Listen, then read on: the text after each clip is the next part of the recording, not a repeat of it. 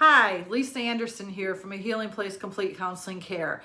So first of all, just want to thank everybody for the great feedback on my last video. Apparently making a fool of yourself dancing will get a lot of people watching. So I'm glad you all enjoyed that. Today is going to be a little bit more serious topic because I had a client that I was speaking to who's trying to help her children manage their emotions while we're in the middle of this COVID-19 safer at home, shelter at home, whatever your state might be using. And it's been really frustrating for a lot of people. And she was talking about that her children are just being more disrespectful, more sassy. She's having a hard time dealing with that.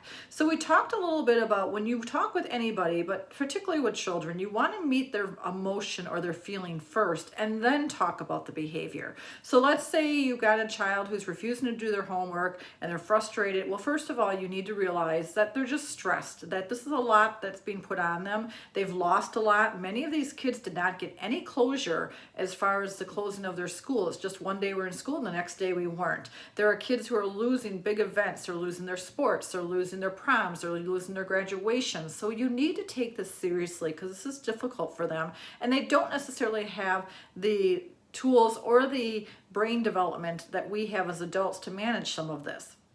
So it's really about teaching them how to regulate those emotions. So let's say you have a child who's really throwing a fit about not wanting to put away the chores, like put away dishes, or doesn't want to do their homework, and they're getting more frustrated and angry.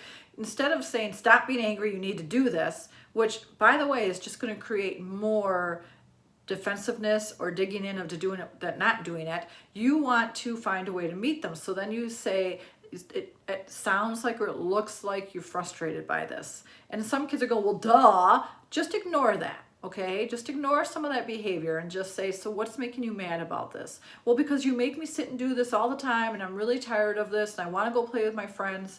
So you're missing your friends. You're frustrated with me because you feel like I'm making you do things you don't want to do. Yes. Now you can go into a conversation about teamwork in the family, or that we all have to pitch in, or if it's about their friends, I get that. I miss my friends too. This is really hard, isn't it? And just acknowledging those feelings, you're not going to be in as much of a fight. I tell parents this all the time.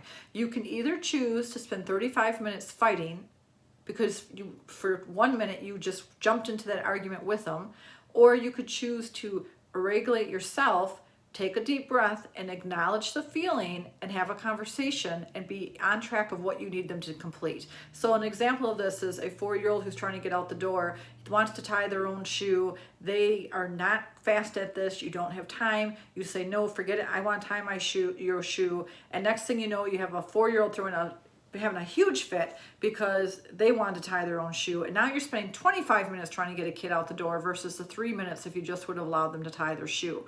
Don't engage in the argument. The second you do, 1, they've got you. They've got you completely where they want you. And 2, you're not regulated. So learning to regulate emotions is important, not just for children, but for adults.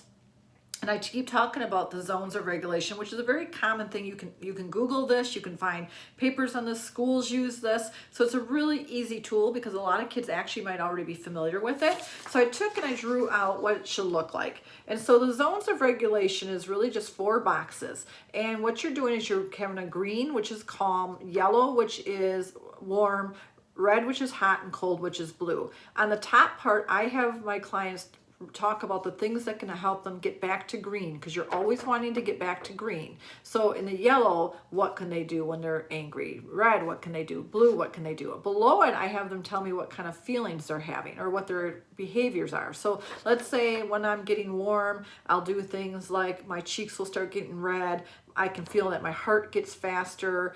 I start clenching my fists so that they can start recognizing internally what's going on so that they can use the tips above, so it might be, I'll go get a glass of water. I'm going to tell mom I need a break. I'm going to take some deep breaths. And you do that in each one of these. Cold is more when they're checking out. So you know that they're putting their hoodie on over you, put their earbuds in, not listening, walk off and not hear you, or zone out or shut down.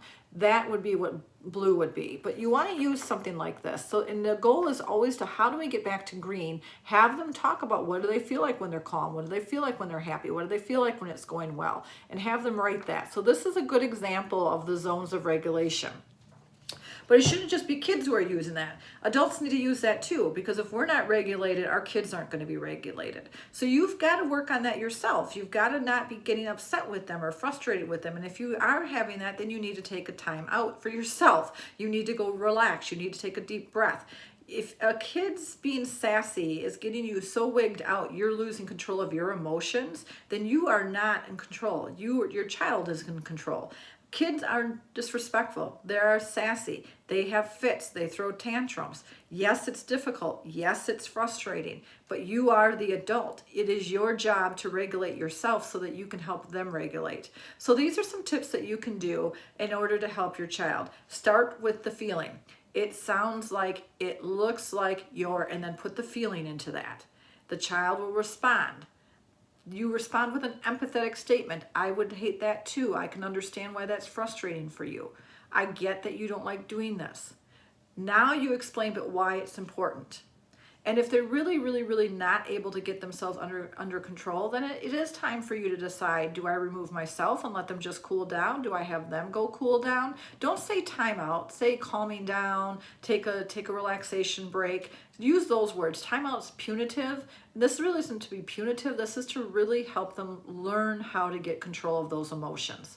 I think if you give these things a try, you're going to see that they help a lot. And again, if you're really struggling, you can always contact our office and set up an appointment. I'm going to try to be better about below putting in remarks about how to reach us.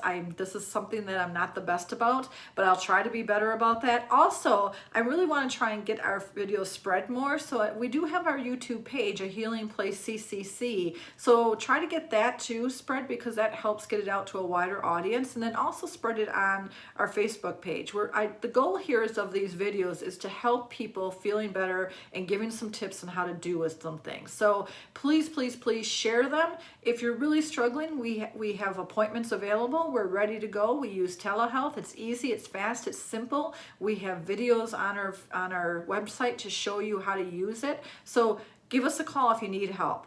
We're here to help you. We're here to make this easier. Good luck, everybody. Until I see you next time, take care of yourself.